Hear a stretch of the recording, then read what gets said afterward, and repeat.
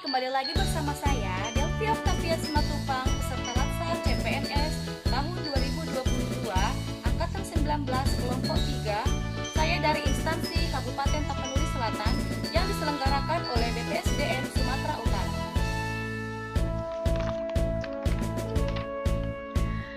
Akuntabilitas merupakan kewajiban setiap individu, kelompok, atau institusi untuk mempertanggungjawabkan segala tindak dan tanduknya sebagai pelayanan publik. Adapun akuntabilitas dan responsibilitas ini adalah berbeda.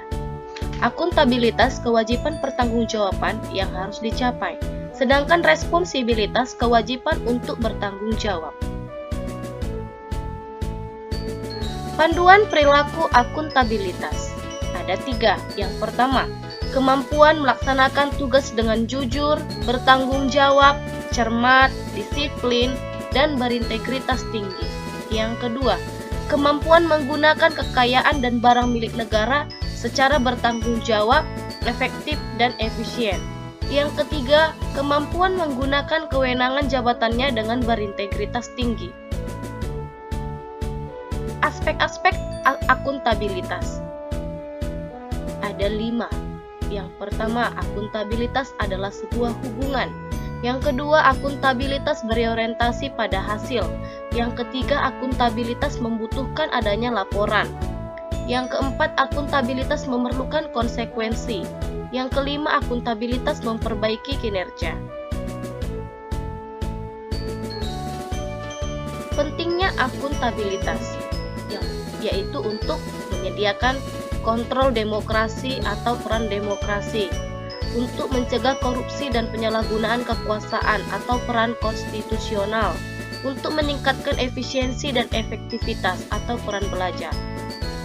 Tingkatan akuntabilitas yaitu akuntabilitas personal, nilai-nilai yang ada pada diri seseorang seperti kejujuran, integritas, moral, dan etika. Akuntabilitas individu, hubungan antara individu dan lingkungan kerjanya, yaitu antara PNS dengan instansinya sebagai pemberi kewenangan. Akuntabilitas kelompok, kinerja sebuah institusi biasanya dilakukan atau kerjasama kelompok.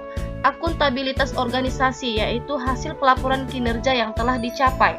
Akuntabilitas stakeholder, tanggung jawab organisasi pemerintah untuk mewujudkan pelayanan kinerja yang adil, responsif, dan bermartabat.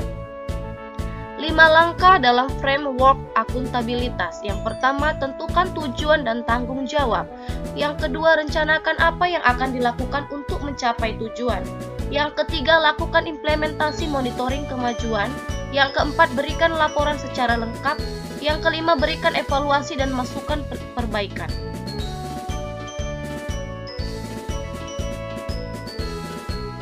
PNS akuntabel. PNS yang akuntabel adalah PNS yang mampu mengambil pilihan yang tepat ketika terjadi konflik kepentingan, tidak terlibat dalam politik praktis, melayani warga secara adil, dan konsisten dalam menjalankan tugas dan fungsinya.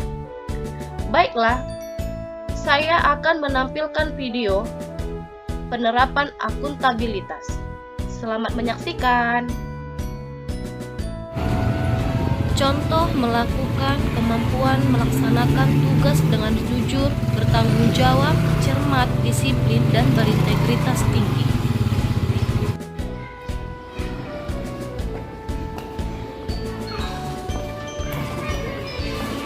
Selamat pagi anak-anak.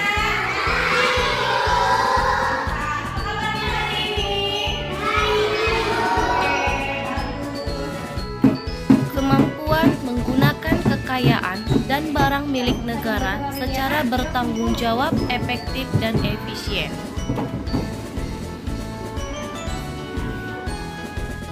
Kemampuan menggunakan kewenangan jabatannya dengan berintegritas tinggi. Saya tidak bisa mengikuti PPL sebagaimana dengan teman-teman-temannya.